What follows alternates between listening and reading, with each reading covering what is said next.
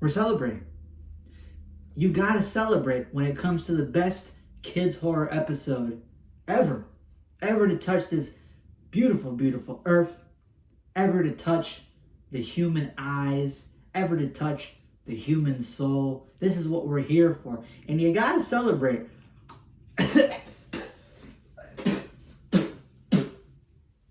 Ugh. This is not real cigar. This is cologne, by the way. This is not real cigar. This is cologne. And this is not real alcohol. This is non-alcoholic peach, some juice. We're celebrating on a budget. Listen, after I had to sell my GYG collection to pay off all that child support, we got to budget ourselves, all right? We can't all be living lavish, all right? I just got to pretend that I'm living lavish for you guys, okay? Now listen, to be fair, I think I might need to get into one of these Goosebumps episodes because I would have loved to have a piece of rubber that I could not take off. Forget the haunted mask. I needed the haunted condom because otherwise I would finally have money to spend. Instead, Felicia took about damn near 2 times the amount of mortgage that I paid on this house, all because I couldn't keep up. You know what? Whatever. You know what? Forget it. Why am I even rambling to you guys? It is what it is. All right. You know what? We're here to celebrate. We're here to celebrate. Because we're talking about the Haunted Mask 1 episode review. That's right. Halloween is coming up very soon. In fact, within the next couple of days. And I thought we might as well talk about the most iconic piece of kids' horror media to ever touch the earth. That's right. And the reason why this is so special is because, yes, I did cover the most iconic Goosebumps book, which was the Haunted Mask 1 book. However, as iconic as that book is, and of course it's Stein's favorite story, the episode is more iconic. The episode, in fact, managed to get a much bigger following and managed to, I think, probably blow up Goosebumps a lot more than any of the books probably did. And that's because this episode managed to get a debut viewing of 14 million viewers. That's right. 14 million viewers for a kids horror episode. That is insane. That is crazy. This was a very, very, very successful pilot. This started basically Stein's big TV show adaptation, and this is why he appears in the beginning of this episode, introducing the book, introducing the story, the first Stein cameo in the TV show. It's a big monumental moment, and for that we got to celebrate because you get a lot of fantastic things in this episode. First of all, it's a 2-parter, so you get basically 40 plus minutes of greatness shown within the Haunted Mask story. You have Carly Beth, who's played by Catherine Long. Catherine Long does a fantastic job playing her role. She's probably one of the best kids actors from the show easily, and probably one of the best kids horror actors out there. Fantastic job. She plays Carly Beth really well, and she actually embodies Carly Beth so well, and she was so dedicated to playing her role that I can only imagine Catherine Long as Carly Beth. Even when I was rereading the Haunted Mask 1 book, after not reading it for over a decade, I imagined Catherine Long as Carly Beth in the story, which is funny because, again, the book came before, so you would imagine your own version. You know, maybe you might imagine a version of Carly Beth that's similar to the cover of the book. You never see Carly Beth's face in the cover, but you kind of see she has a ponytail, this small girl. But no, I imagine Catherine Long. She did such a fantastic job. Chuck and Steve are better in the episode than they are in the book. They have more charisma. They're more funny. You get a real sense of how important Sabrina is to Carly Beth. Her actor did a good job. And overall, you get a pretty well done adaptation. This one is on an equal level to the book. Although I do like the book a little bit more, this episode is fantastic. It's probably one of the best kids horror opening pilot episodes ever to touch this earth. And for that, we gotta give a drink. Again, non-alcoholic, but we gotta open up the bottles because this is a monumental moment. Shout out to the Haunted Mask.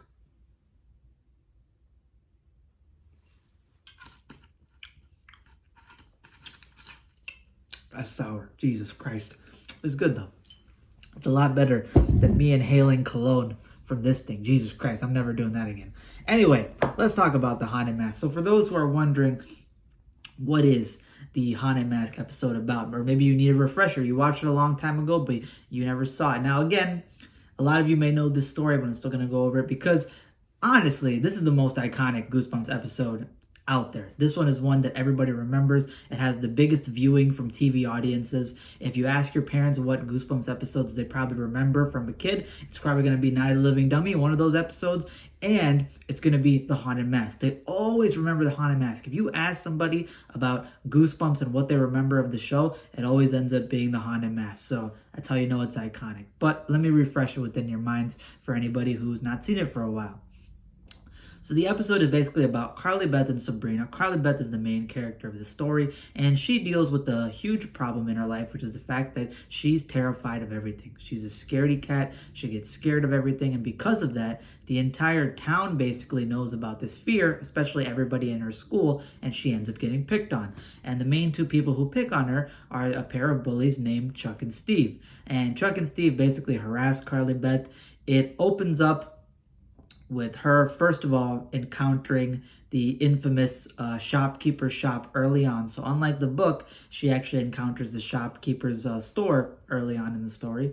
And, her and Sabrina are heading to this pumpkin patch. They want to pick up some pumpkins, and it's right at night. So Carly Beth starts getting paranoid. She starts thinking that she's hearing noises. Maybe somebody's following her. Maybe they're not safe. And of course, Sabrina, being her best friend, is kind of talking to her, making sure that she's comfortable, letting her know that nothing's going to happen.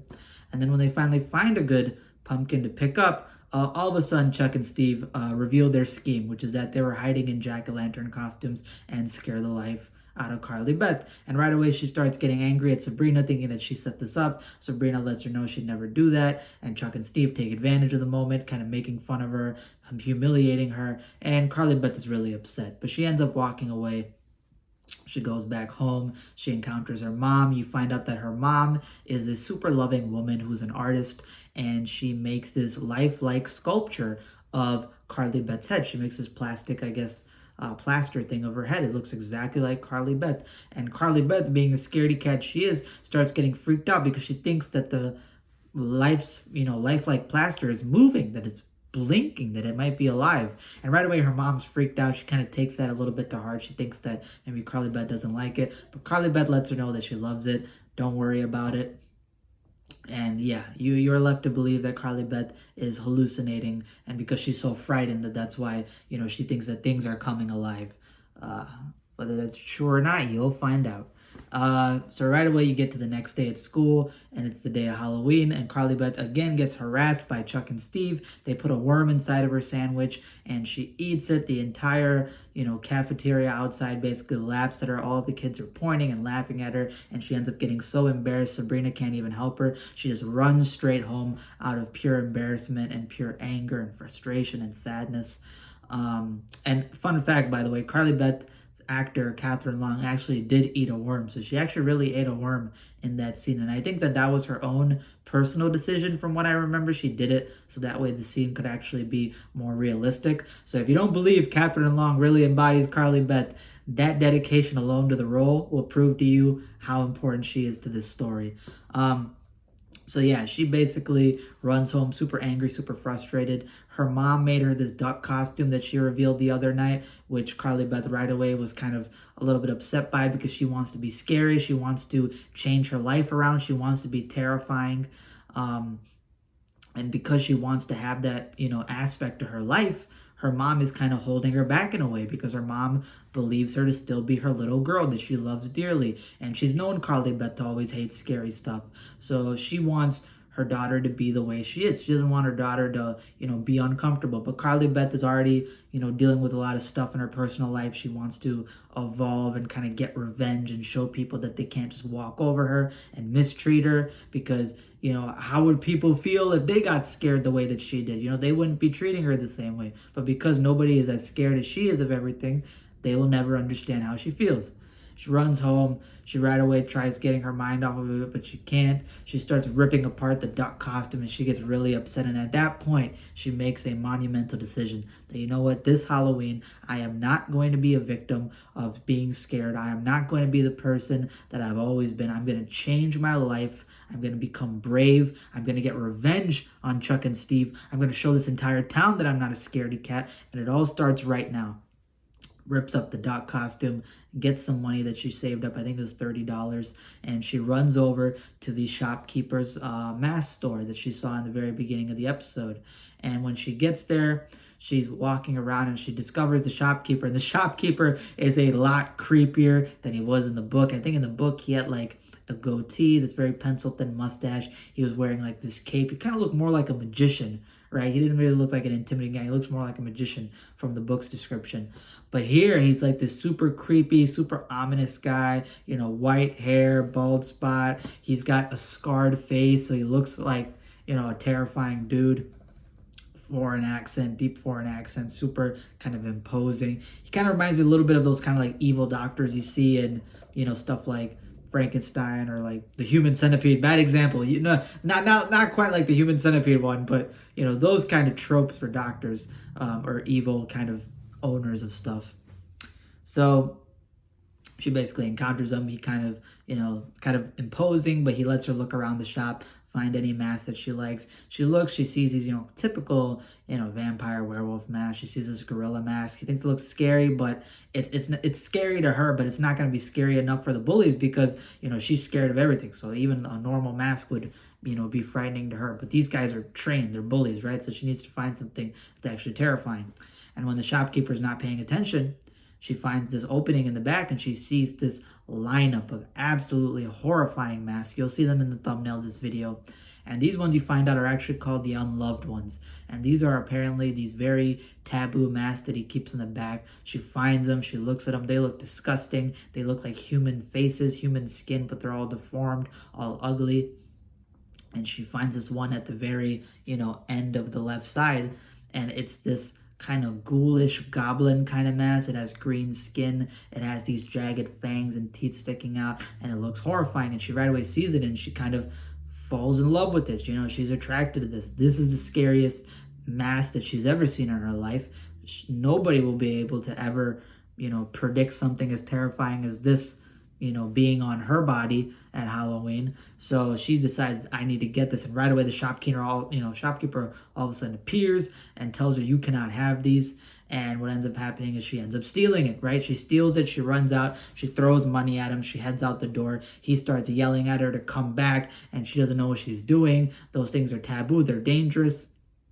And then as she quickly realizes, what am I doing? She's about to head back and return it. And then right away, the shopkeeper closes, locks the door, and basically seals the deal. You are now stuck with this mask. And during the shopkeeper's, rant about how dangerous they were inside of the back room, you saw them kind of moving. And you see that they have potentially eyeballs and that they actually are alive. So there might actually be something more to them than meets the eye. No pun intended. And she gets the mask, she puts it on, and right away she starts terrifying her brother. She starts scaring friends. She starts scaring the kids around the block because when she puts on the mask, it's so realistic. It's stuck to her skin. It looks like it's a part of her skin. It looks like actual, skin of a being. Her voice changes. It becomes raspy. In the book, it was like this very much deeper, animalistic kind of voice, but here it's like a raspy voice as if, her air is getting cut off by the mask, which is quite clever in its own way. And she starts terrifying everybody. They think that, this is a completely different person, a completely different thing. This is not Carly Beth. Even her own friend Sabrina, who's known her for a long time, her best friend, cannot recognize Carly Beth.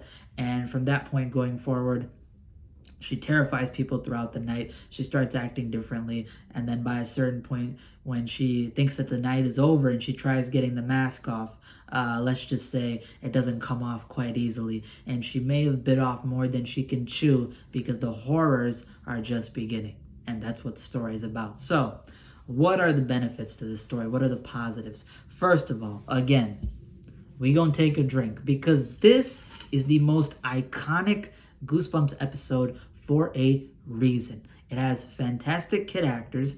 Sabrina is a good, her actor does a good job playing this kind of, loving friend that looks after you and takes care of you and tries to get the best of you, that wall you can lean on. You have Catherine Long playing Carly Beth. She conveys her emotions really well. You know, you can tell when she gets super emotional at the jack-o'-lantern scene when she's saying, you know, I'm tired of people scaring me. You know, you don't know how it feels to be scared. And if they did, they wouldn't treat me the way you do. She actually starts tearing up. You can hear it in her voice, the inflections. And right away, you start kind of tearing up. You're like, you feel really bad for this girl because we've all been certain points in our life, these scaredy cats who felt like we couldn't do anything. And when that happens, this is what the representation of that is. And you kind of feel like you're seeing your own life story through Carly Beth. Carly Beth is one of the most relatable characters in the book, and Catherine Long brings that to life and embodies it in every single way. You have Chuck and Steve being bullies who are at least somewhat entertaining. So it's not, you know, terrible characters. They're actually somewhat entertaining. The mom feels very genuine. She feels like she really loves Carly Beth, and her actress does a great job being quirky but being loving at the same time. And the shopkeeper does a fantastic job. He's very terrifying, very imposing. He becomes much more imposing in the sequel episode when I review that.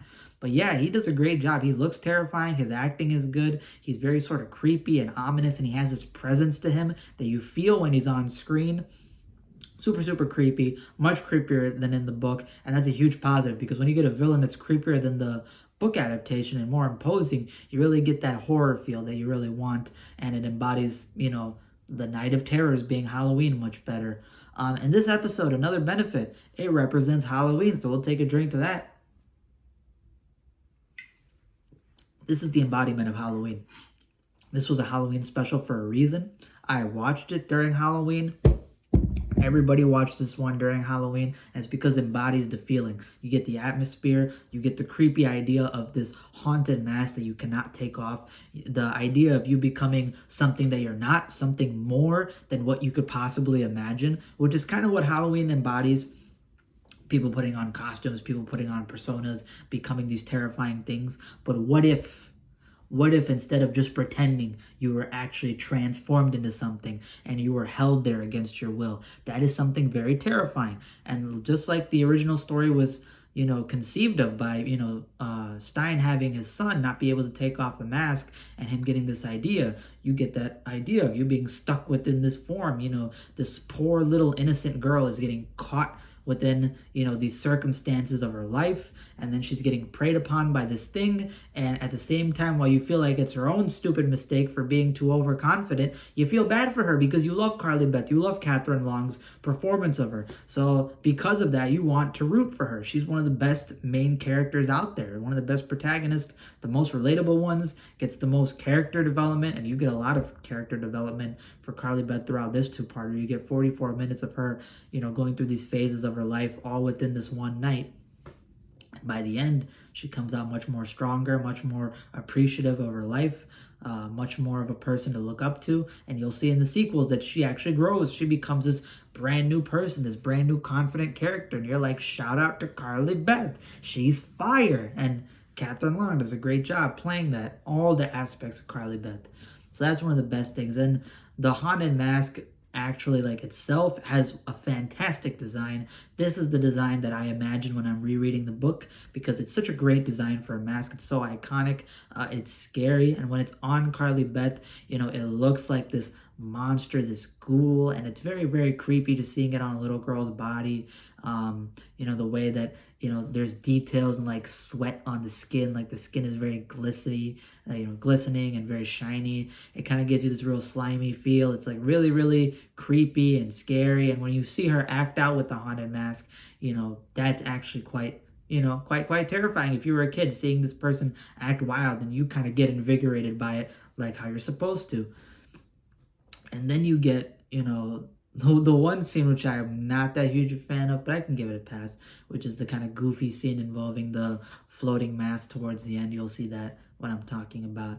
And then the effects of the Carly Beth's head, the plaster head, is kind of strange. But at the same time, it's ominous. It's still creepy, regardless. Even if Carly Beth's head is still kind of poorly done, it is creepy. There is that graveyard scene of it actually being in motion, and it's creepy. That context of that is creepy. It even scares the basically the villain, where you're like, oh, what the heck is going on? And then as a viewer, you're like, oh, that's creepy. You know, if you've seen the episode, you know what I'm talking about. That graveyard scene is very effective for many reasons. And the story has a lot of layers. It's very, very well done. And yeah, I really can't praise this episode more. This is the most iconic Goosebumps episode out there. It's the most famous one out there. Again, debuted to 14 million viewers. The most iconic Halloween special for kids horror out there. Pretty much all 90s and early 2000s kids saw this thing. You probably owned a DVD of it. You probably bought the haunted mask and you still have it. You rocked it on Halloween. You know, that's how iconic this was. And even though it may be over talked about and it may be, you know, super blown up, I feel like it deserves it because it's a timeless piece. It doesn't matter what age you are. I know 30-year-olds who watch this and have seen it like 100 times and they still love it just as much because it's timeless. It hits everything you want in a Halloween special. It's genuinely scary. It has a lot of great, honest emotions in it. You have a great, relatable character. You have good side characters. You have a cool, creepy premise. And you have something that relates to all of us in terms of what Halloween embodies, what we have within, you know, fears lying within us, what our weaknesses are as humans and vulnerable, being children and stuff like that.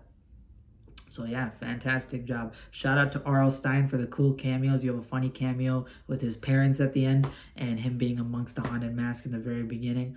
Very cool to see the, you know, his series get finally picked up as this iconic, huge show. And this is the very beginning of that. So shout out again. We're going to give another cheers. All right, I'm not going to put the cigar back. This is staying out. But I'm going to give it cheers. I'm going to give it cheers to the directors and producers of the Goosebumps show. You guys did a fantastic job. You guys did an amazing job with this episode. You made one of the most iconic kids horror media pieces out there. Shout out to Catherine Long for being the best kids horror actor I've seen in a long time. And you did a fantastic job with this episode and your performance and the following episodes. You will always be Carly Beth to all of our hearts.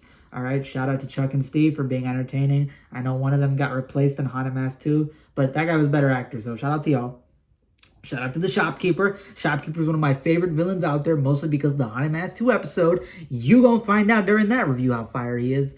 And yeah, shout out to R.L. Stine for making one of the best Halloween stories out there, and absolutely fantastic. A timeless piece. What does the Haunted Mask episode get? Fellas, ladies and gentlemen, if the book got a 9.7 out of 10, the episode gets a 9.5 out of 10. It's in my S tier of episodes. It is a timeless episode. And even though the story in the episodes may not be my personal favorites out of the show, it is the most iconic story and episode without a doubt. So shout out to y'all. Shout out to R.L. Stine. And shout out to me not getting the haunted condom because all of a sudden these child support payments mean that I cannot afford actual ways to celebrate. But we gonna work with what we got because guess what? Felicia not gonna ruin my Halloween night. I can promise you that. All right.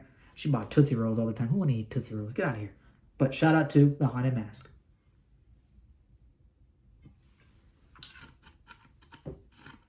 Ugh.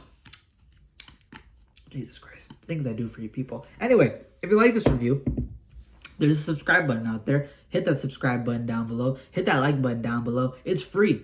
Is there a reason for you not to hit it when you enjoy all these antics and all these outfits and all these things that I put on, these shenanigans, these maniacal, that's how you know I'm a maniac, maniacal rants and ramblings of this crazy man in this insane asylum room talking to a camera full of like 40 people. Come on, bro. Hit that subscribe button, hit that like button. You know it's free. You know you want to do it. Capitalism, you love hitting free stuff. All right, so hit that down below. Check out some of my other videos. I got some other fire videos you guys might like. Similar content. They're all organized in a playlist. And I just reviewed the Haunted Mask book as my most recent video, so go check that out. Also, go check out the podcast that I'm on with some friends. Goosebumps Completionist, Grace and the Goosebumps Kid was a guest star in this one. Goosebumps for Dummies, Minnesota Goosebumps fan, and Spongy444. It's a podcast called Goose Junkies. We have 3 episodes out right now. The newest episode just dropped, and it is Halloween themed. It was the Headless Ghost versus the Tale of the Midnight Ride from Are You Afraid of the Dark? So go check that out. It was a fun one. I enjoyed it.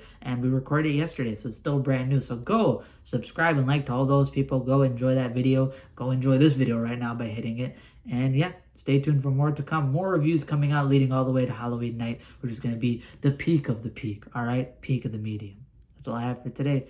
Deuces. That's it. Yo, that cologne taste is not getting out my mouth, y'all. I promise y'all. I promise y'all, that was a mistake. Mistakes were made, y'all, but we made it for y'all, all right? We made it for y'all. Now, Halloween night, what outfit should I get? That's what I'm wondering, right? People are getting these fire outfits. People got the haunted mask up in their videos and stuff. I got nothing right now. I got straight up nothing. So what I'm thinking right now is either I rock this, a Caribbean pimp. That's what I'm thinking, right? we rock the Caribbean pimp outfit. You feel what I'm saying? Or should I dress up as the bill collector? There's nothing more terrifying than that. You know what? The bill collector with the haunted mask on. The haunted bill collector. I think I just found $1 million book idea. I'm going to be right back with y'all, okay?